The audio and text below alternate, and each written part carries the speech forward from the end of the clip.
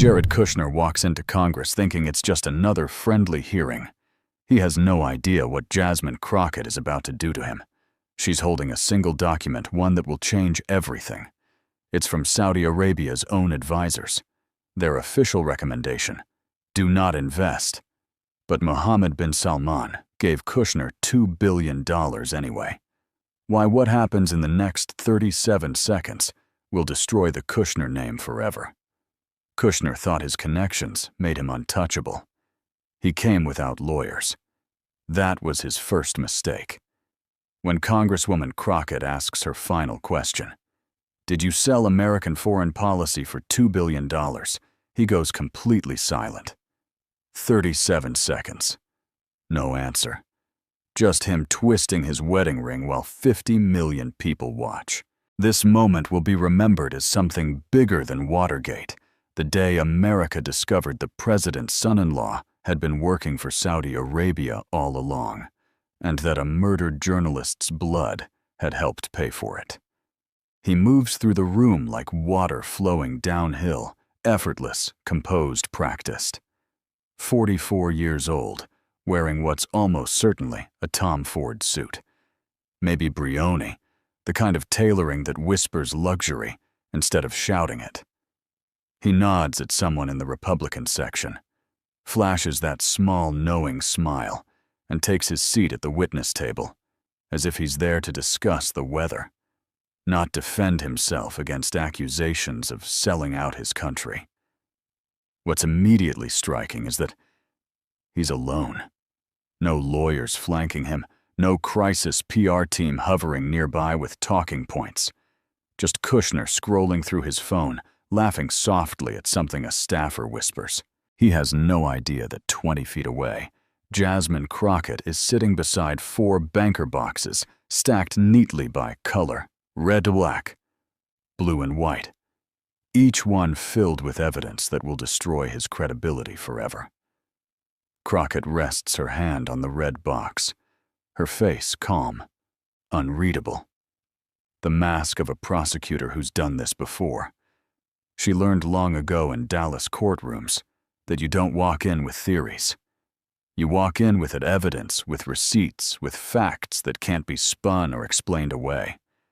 Her chief of staff leans in and whispers something urgent, but she just nods, never taking her eyes off Kushner. He's straightening his silk tie, settling into his chair like a man expecting an easy afternoon.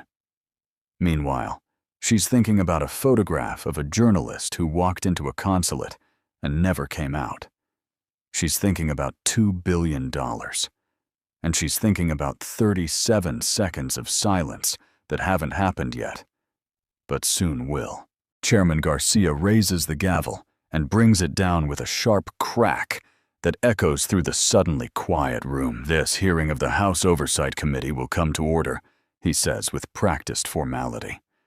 Normally that tone makes everything sound more important than it is, but this time, it really is important. This time, history is about to be made, though only Crockett and her team know it. Today, we examine United States energy security policy and strategic partnerships in the Middle East. Mr. Kushner, you're appearing voluntarily, and we appreciate that. You have 10 minutes for an opening statement. Kushner stands smoothly, his confidence radiating. His voice is calm and measured, the kind of tone polished in boardrooms and TV studios. "Thank you, Mr. Chairman." Members of the committee, he begins launching into his prepared remarks. He speaks about his time in the White House, the Abraham Accords peace in the Middle East, and strengthening American interests. As he talks, Crockett's pen moves steadily across her notepad. She's writing underlining drawing boxes, not looking up, but absorbing every word, like a prosecutor collecting lies to dismantle later. "Everything I did in the White House was in service of American interests." Kushner says, his voice steady, his eyes meeting the Democrats across from him. Every meeting, every recommendation, every conversation with foreign leaders. I never once considered personal benefit. There it is, the line he's just drawn, the claim she'll use to destroy him. Crockett's pen stops. She draws a box around those words twice. Kushner shifts smoothly into talking about his private equity firm, Affinity Partners. How he founded it after leaving public service. How global investors trust his expertise. How the Saudi Public Investment Fund is just one of several investors.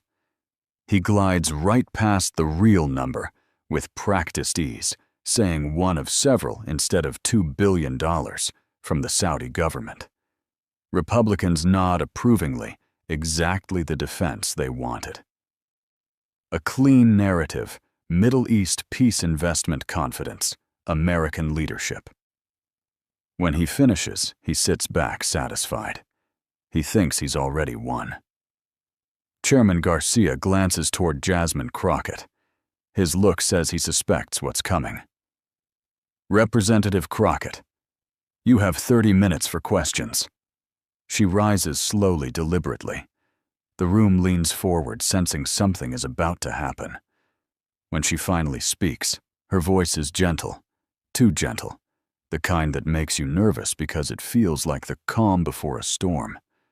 Mr. Kushner, thank you for your opening statement, she begins. Before we talk about your time in government, I'd like to clarify your current business. You run Affinity Partners, a private equity firm focused on growth investments. Is that correct? Kushner nods easily. Yes, Congresswoman. That's correct. A private equity firm focused on growth investments in technology, real estate, and infrastructure. And you founded this firm in April of 2021, roughly 6 months after your father-in-law left office. He nods again. That's right. And the Saudi Public Investment Fund invested in your firm.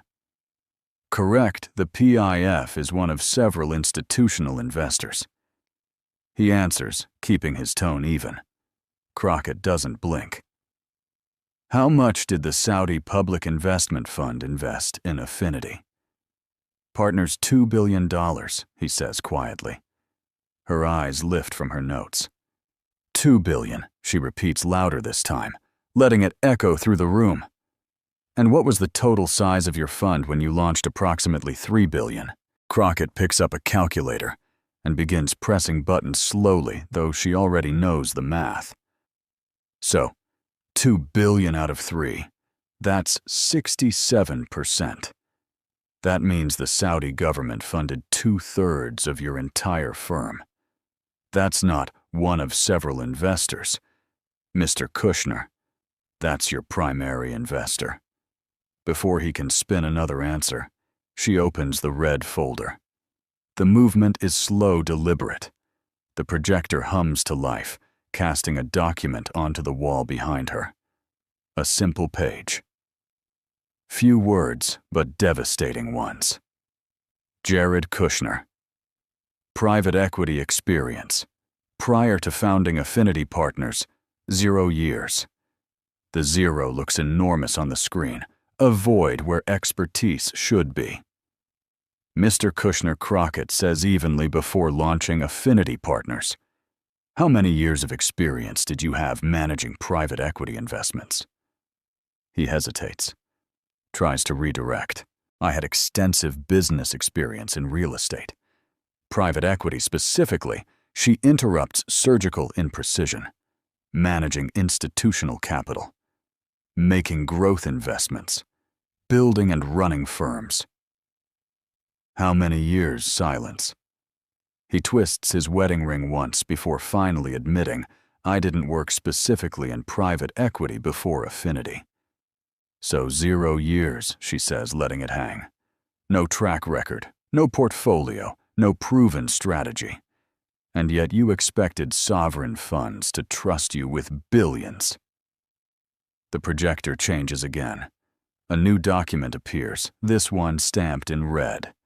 Leaked. Authenticated. Across the top in Arabic and English, Saudi Arabia Public Investment Fund. Internal due diligence report. Kushner's face tightens. Crockett begins reading aloud, her tone, clinical, detached. Management team lacks private equity investment experience. No demonstrated track record in target sectors. Proposed fee structure, excessive. Investment thesis, unclear. Operational infrastructure, underdeveloped. Risk assessment, high. She pauses after each line, each phrase stacking on the last. Then she says the word that ends his defense. Recommendation. A long pause. Do not invest. The words drop like stones. The room goes silent, except for reporters typing furiously. Kushner's hand moves again to his ring, twisting it. This is the Saudi Public Investment Fund's own report, she says, stepping closer. Their experts said you were unqualified, that your fees were too high, that the risk was unacceptable. They said no, and yet somehow you still got $2 billion. How did that happen? Before he can answer, the screen changes again, now showing a photo of Mohammed bin Salman. Young, confident, staring straight into the camera. The Crown Prince personally overrode this recommendation, she says, despite the risk, despite the inexperience. Why would he do that, Mr. Kushner? Why would he overrule his advisors to give you $2 billion? What exactly was he paying for? She doesn't wait for an answer. The screen changes again, this time to a timeline connecting Kushner's personal finances to foreign policy. March-May 2017. Kushner Companies desperately seeks refinancing for 6 Fifth Avenue, purchased for $1.8 billion but now underwater. Negotiations ongoing with Qatar's investment authority. June 5, 2017. Saudi Arabia. The UAE, Bahrain, and Egypt impose a total blockade on Qatar. June 6, 2017. President Trump tweets his support for Saudi Arabia against the advice of the Pentagon and State Department. The result, Qatar backs out of the Kushner refinancing deal.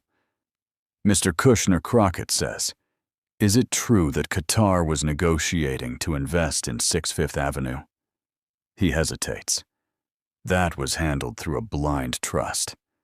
It wasn't a blind trust, she cuts in. You had detailed knowledge. Everyone in New York real estate knew your building was in trouble. She holds up a Wall Street Journal article. Kushner's 66 Fifth Avenue problem. Qatar was negotiating to bail you out. Then Saudi Arabia blockaded Qatar. Then you advised the president to support that blockade. And the Qatar deal collapsed. You expect this committee to believe that's all coincidence. She moves relentlessly forward, laying out weapons sales to Saudi Arabia, $23 billion worth. She reminds the room how the administration declared a national emergency in 2019 to bypass Congress and force through $8 billion in arms sales. Then she holds up a report from the Yemen Data Project. 17,000 civilians killed by airstrikes. American bombs, she says, sold as precision munitions to reduce casualties, instead killing children, patients, wedding guests, and mourners. She looks directly at him. Why, Mr. Kushner? Why was it so important to keep Saudi Arabia armed while they were killing civilians with American weapons? Before he can answer, she moves to the next revelation: nuclear technology transfers. She details how Kushner pushed to give Saudi Arabia access to U.S. nuclear technology, despite the warnings from the State Department, the Energy Department, and national security experts. Saudi Arabia has 10 million barrels of oil a day. They don't need nuclear power for electricity, she says, her voice quiet and cutting. But they might want nuclear weapons, and you were willing to help them. She lets the silence hang. The implication is clear, all of it connected to that $2 billion. But before she draws the final line, she says softly, "Let's talk about October 2nd, 2018. The entire room changes. Everyone knows that date. Everyone knows what's coming next. The room changes the instant she says the date, October 2nd. 2018. Silence fills the air, heavy and different this time. Everyone knows what that date means. Everyone knows what's coming next. Crockett's voice softens, though the edge in it cuts sharper because of that calm. "Mr. Kushner," she asks quietly, "do you know who Jamal Khashoggi was?" Kushner's hand instinctively goes to his wedding ring again, twisting it once before he speaks. His voice is faint. He was a journalist who was killed in Turkey. Crockett nods slightly. He was more than that. He was a Washington Post columnist, a U.S. resident, a father of 4, a man who believed in freedom of the press, who believed truth mattered more than power. The projector hums. A photo fills the wall behind her. Jamal Khashoggi smiling, wearing glasses, gentle eyes behind them. Just a man in a blazer and collared shirt. A father. A human being. The image lingers there for a long time, 10 seconds, about in 20, while the entire room looks at him. Then Crockett continues, her voice barely above a whisper. October 2nd, 2018. Jamal Khashoggi walks into the Saudi consulate in Istanbul because he needs paperwork for his wedding. He's in love. His fiancée drives him there and waits in the car outside. She waits for 11 hours. He never comes out. Someone in the gallery gasps. A reporter stops typing mid-sentence. The only sound in the room is the quiet hum of the projector. Kushner's face is pale now. His eyes stay fixed on the table in front of him, as though if he looks down hard enough, he might vanish into it. Crockett picks up a document with a red classified stamp across the top. Turkish intelligence recorded what happened inside that consulate, she says evenly. I've read the transcripts. Then she looks straight at him. Would you like me to describe what was done to Jamal Khashoggi? Kushner shakes his head slightly. Congresswoman. I don't think the details, she cuts him off sharply. You helped cover it up. You told your father-in-law to stand by the man who ordered it. You protected his killer. And now you want to spare us the details. She opens the document and begins to read slow, deliberate, each word landing like a hammer. 15 men arrived on 2 chartered planes, most from the Crown Prince's personal security detail. 1 forensic doctor carried a bone saw. Khashoggi entered at 1:14 p.m. By 1:30, he was dead. She continues, her voice flat and factual, forcing everyone to listen. The audio captures him saying, "I can't breathe." The doctor told the others it was just like cutting meat. They dismembered him. They dissolved what was left in acid. His body has never been found. His children will never bury their father.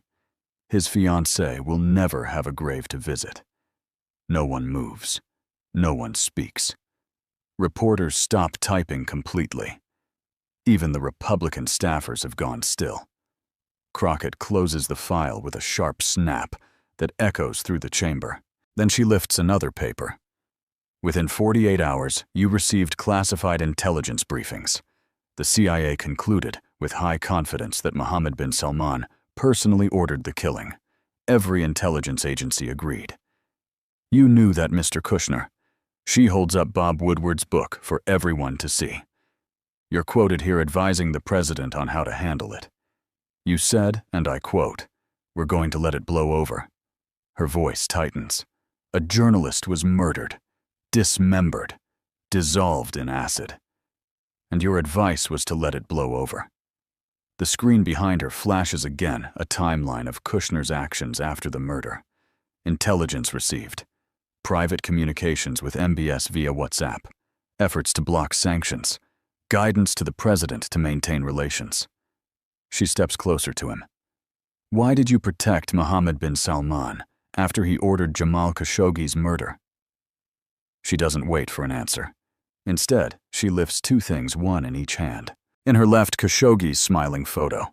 In her right, a document showing the $2 billion Saudi investment.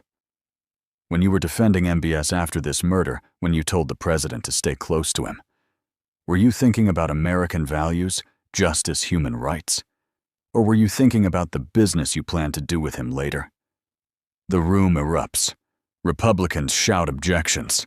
Democrats shout back. Chairman Garcia pounds his gavel, yelling for order.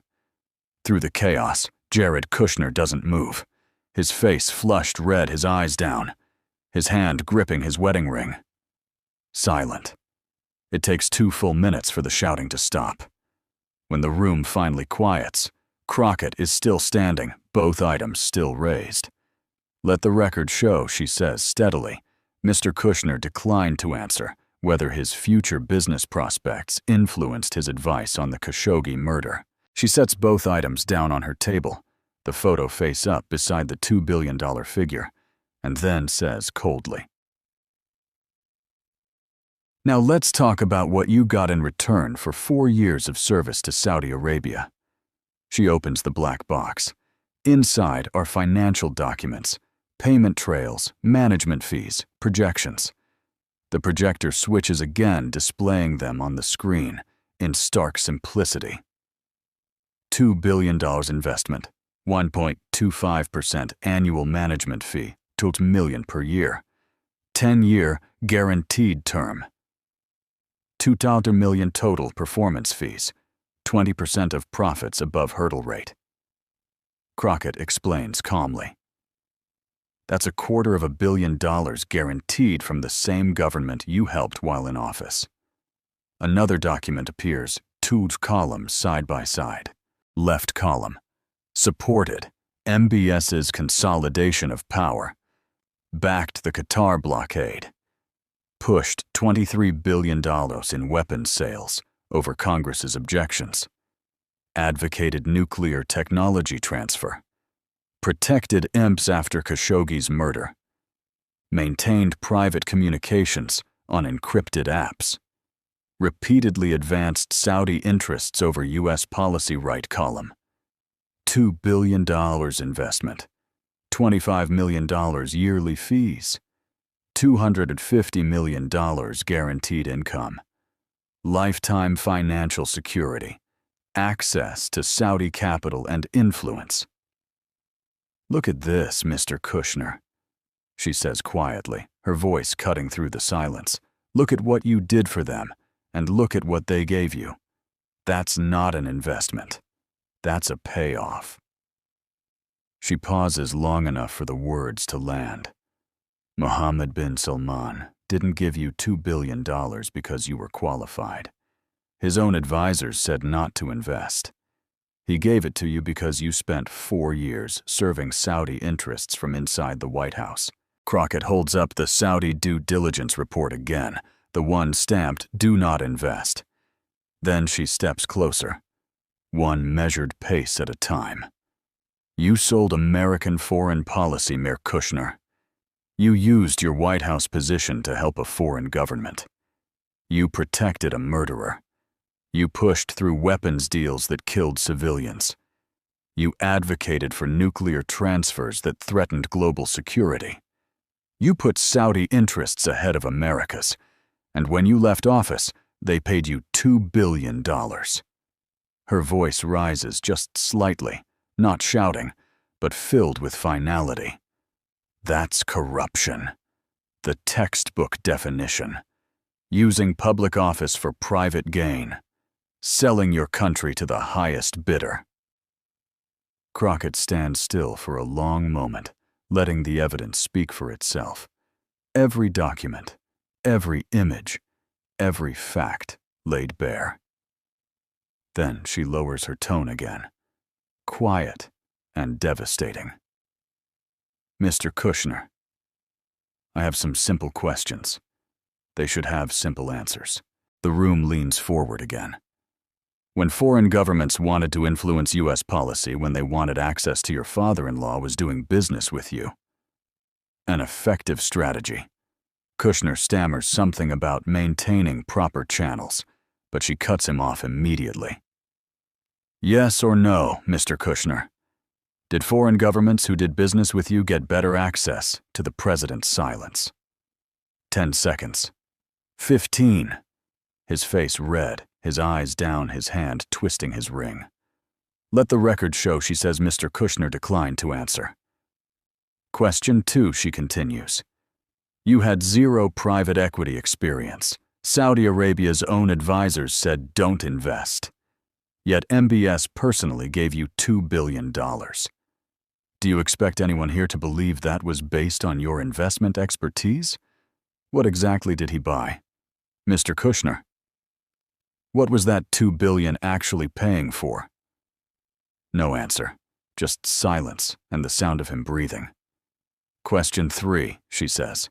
When you wake up in your Miami office and see that $25 million deposit each year, do you ever think about him? She gestures toward the screen.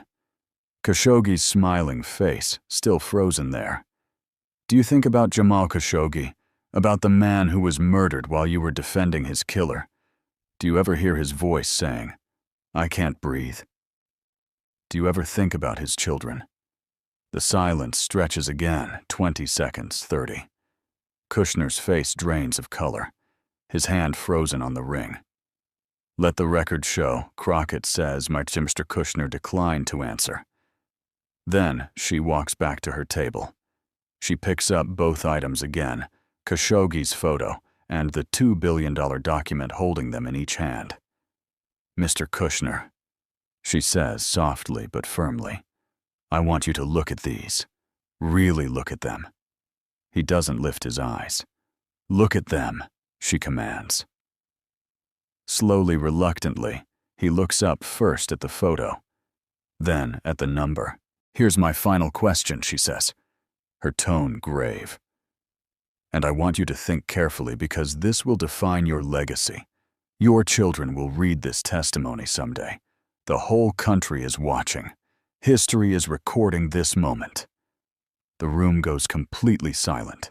Every camera, every microphone locked on him. Was this public service, Mr. Kushner? Or was this just business? When you helped Mohammed bin Salman consolidate power, when you pushed through arms sales that killed civilians, when you protected him after he murdered Jamal Khashoggi, were you serving the United States of America? Or were you setting up your post-government payday? He opens his mouth, closes it, opens it again. Nothing. 5 seconds. 10. 20.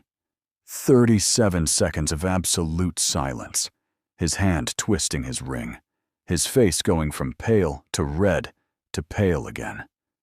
The cameras capture every moment. 37 seconds that will define him forever. 37 seconds that will follow him to his grave. Let the record show, Crockett finally says Mayor Kushner declined to answer whether he sold American foreign policy for $2 billion. She sets the photo and the document carefully side by side on the table. I have no further questions. The room erupts, reporters, scrambling cameras, flashing Republicans shouting objections. Chaos swirling around Jared Kushner, sitting perfectly still, silent hand on his ring face, blank, his world collapsing in real time. Those 37 seconds are already being uploaded, shared, replayed millions of times.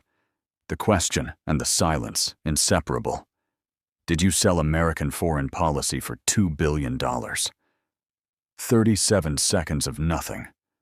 By the time he leaves the room, the world already knows the answer. By the time Jared Kushner leaves that hearing room, the moment is already everywhere. Staffers upload the clip before the session even adjourns. Within 2 hours, it has 15 million views. By nightfall, it's impossible to escape on every feed, every platform, every screen. The question and the silence are inseparable. Did you sell American foreign policy for $2 billion, followed by 37 seconds of a man who cannot answer? No words, no excuses. Just his hand twisting his wedding ring, while the color drains from his face. The image becomes instant iconography. On one side, the smiling face of Jamal Khashoggi. On the other, the $2 billion figure. Protesters printed on signs before the sun sets. Street artists paint murals overnight. By morning, T-shirts appear in cities across the country. The symbol is too simple, too powerful to fade. Even conservative media struggles to spin it. The evidence is too solid. The documents too real. The silence too damning. Fox News commentators stammer through defenses trying to make it sound like a misunderstanding. But no one can explain away 37 seconds of silence or the leaked Saudi report that literally said, "Do not invest." At 11 p.m., Kushner's lawyers release a carefully worded statement, legal, sterile, and lifeless. All actions were fully compliant with applicable laws, it reads. Affinity Partners is a legitimate investment firm operating transparently within international standards. But the public doesn't buy it. Not after seeing the receipts. Not after watching him sit frozen, unable to speak. By Wednesday morning, the fallout begins. The first resignation hits LinkedIn a mid-level associate at Affinity Partners posting, "I can no longer work for a firm built on blood money." Jamal Khashoggi deserves justice. The post spreads fast, 20,000 shares in 2 hours. By afternoon, 2 more employees quit. By week's end, 6 are gone. The exits alone might not have doomed the firm, but the investors start to panic. They're not Saudi Arabia, they're pension funds. Endowments institutions that believed they were backing a prestigious firm run by a well-connected ex-White House official. Now they're discovering they invested in what looks like a payoff scheme for covering up murder. 3 investors hold emergency board meetings. Lawyers comb through contracts looking for exit clauses. One firm issues a vague statement Friday afternoon. "We are reviewing our position with Affinity Partners. Everyone understands what that means. They want out." That same Friday, the Department of Justice issues a brief public notice. The department is reviewing recent congressional testimony for potential violations of the Foreign Agents Registration Act and related statutes. That one word, FARA, sends shivers down Washington. Every lawyer knows what it implies. If Kushner was effectively serving Saudi interests while in the White House, pretending to act for America while working for a foreign government, that's not just corruption. That's a federal crime. Monday morning, the Senate Intelligence Committee announces its own investigation. They want to know how someone denied a security clearance 40 times by career officials still ended up with access to the nation's most sensitive intelligence. Who overruled the experts? What information did he share? What secrets left the country? The questions multiply faster than anyone can answer them. 3 weeks after the hearing, a whistleblower emerges, a former National Security Council staffer. Behind closed doors, he testifies for 6 hours. What he describes leaks within a day. Kushner, he says regularly, shared classified intelligence with MBS. Policy decisions were discussed with the Saudis before being presented to the president. The debt on 6 Fifth Avenue was explicitly mentioned in relation to Middle East policy. Multiple officials raised alarms and were ignored or reassigned. There was the whistleblower, says a clear pattern of serving Saudi interests from inside the White House. By Sunday morning, the Washington Post runs it front page above the fold. White House officials raised alarms. About Kushner's Saudi ties, whistleblower says, markets react immediately. Affinity Partners portfolio companies start to dip. Not a crash, just a steady but unmistakable decline. Institutional investors quietly sell. Limited partners demand emergency meetings. It's the kind of slow bleed that kills a firm without anyone needing to say the word, collapse. A month later, Saudi Arabia sends a quiet message through back channels. No public announcement, no press release. Just whispers to financial reporters about rebalancing investment portfolios and reducing exposure in certain asset classes. Everyone knows what it means. They're pulling their money. Of the original $2 billion, roughly $1.2 billion begins to flow back to Riyadh quietly, gradually, but unmistakably. Even Saudi Arabia wants distance now. 6 months after the hearing, the bills come due all at once. The SEC announces a $75 million fine for material misrepresentation in fund marketing documents and failure to disclose conflicts of interest. The IRS launches an audit not just of the fund, but of Kushner personally. They dig into how foreign income was reported, how partnerships were structured, how taxes were paid. The result, $50 million in back taxes and penalties. The letter arrives by certified mail, thick with legal language, but summed up in 2 words. Words pay up. Then come the civil suits. Jamal Khashoggi's family files in federal court for $600 million in damages, accusing Kushner of unjust enrichment conspiracy to cover up murder aiding and abetting human rights violations. Legal experts call it a long shot. Hard to prove, hard to connect directly. But the family's lawyer tells reporters, "We don't need to win. We need him under oath. We need the truth on record." The case moves forward. Discovery begins. Kushner fights every subpoena, every deposition, every document request. His lawyers file motion after motion, delay after delay. But the process grinds forward slow, relentless, inevitable, like a glacier flattening everything in its path. 1 year after the hearing, Affinity Partners is finished. With Saudi Arabia pulling its capital investors fleeing and investigations mounting, the firm quietly shuts down. There's no press conference, no farewell letter, just an SEC filing and a short note in the Financial Times. The settlement talks with the Khashoggi family drag on for months. Lawyers on both sides negotiate numbers, rise and fall, until finally an agreement is signed. Jared Kushner will pay $60 million, not the $600 million they demanded, but not nothing either. 12 years, $5 million per year. The lawyers insist on specific language. Each payment must be made directly to the Jamal Khashoggi Memorial Foundation. The checks must bear the full name Jamal Khashoggi. No wire transfers, no initials. So every year, for 12 years, Jared Kushner will sign a check